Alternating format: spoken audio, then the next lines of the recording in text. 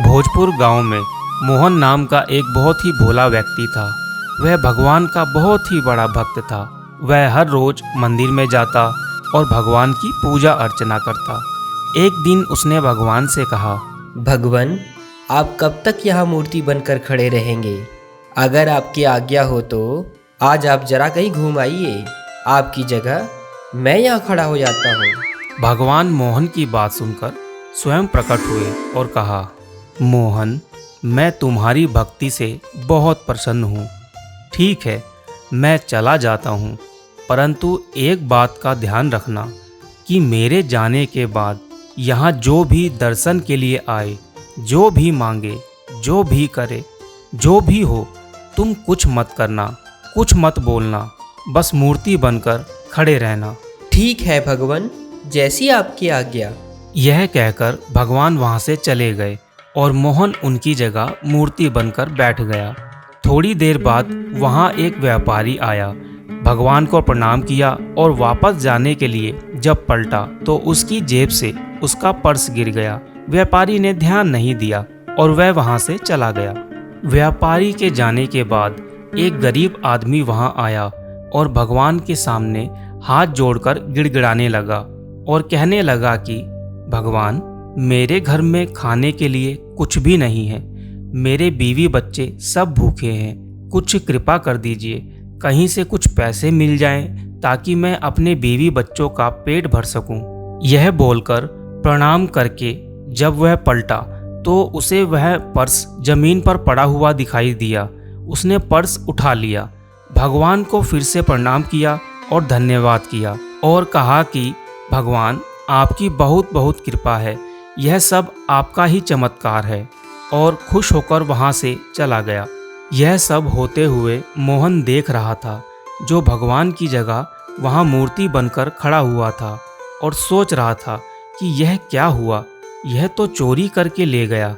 उस गरीब व्यक्ति के चले जाने के बाद वहाँ पर एक नाविक आया और आकर के प्रणाम कर प्रार्थना करने लगा और कहने लगा कि भगवान, मैं 15 दिनों के लिए समुद्री यात्रा पर जा रहा हूँ। मुझे आशीर्वाद दीजिए कि मेरी यात्रा सफल हो। और जैसे ही मंदिर से वापस जाने के लिए वह पलटा तो पीछे पुलिस खड़ी हुई थी। वह व्यापारी खड़ा हुआ था जिसका पर्स वहाँ गिर गया था। अब व्यापारी उस पर आरोप लगाने लगा कि मेरा पर्स इसी ने चुराया है, क्योंकि मेरे जाने के बाद यह नाविक यहाँ आया है। पुलिस वाले उस नाविक को पकड़कर ले जाने लगे। नाविक उनसे विनती करने लगा, कहने लगा कि मैंने किसी का पर्स नहीं चुराया है, मैंने तो कोई पर्स देखा ही नहीं है। पुलिस वालों ने उसकी एक भी ना सुनी, क्योंकि व्यापारी का आरोप था।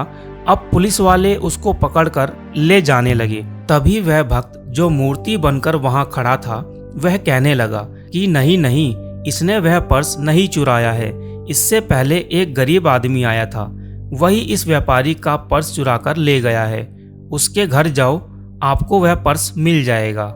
मोहन के कहने पर पुलिस वाले उस गरीब के घर गए, जहां उन्हें पर्स मिल गया। अब पुलिस वाले उस गरीब को पकड़कर ले गए और उसे जेल में बंद कर दिया और नाविक को छोड़ दिया। इसके बाद नाविक अपनी यात्रा पर चला गया। दिन गुजर गया और जैसे ही शाम हुई, भगवान वापस आए। तब भक्त ने उनको सारी बातें बताई। भगवान ने कहा कि मैंने तुम्हें क्या शर्त बताई थी? मैंने तुमसे कहा था कि तुम यहाँ खड़े रहना, कुछ मत करना, बस खड़े रहना। मैंने सबके लिए योजना बना रखी है, तुमने सब बिगाड़ दिया। उस व्यापारी के जेब से जो पर्स गिर गया था, उसमें इतने पैसे नहीं थे कि उसका नुकसान हो जाता। वो तो बहुत बड़ा व्यापारी है, लेकिन वह पर्स जिस गरीब को मिला था, उसे उसकी बहुत ज़रूरत थी। उससे उसका घर का खर्चा चल जाता, उन्हें भोजन मिल जाता। वो लेके चला गया था पर्स।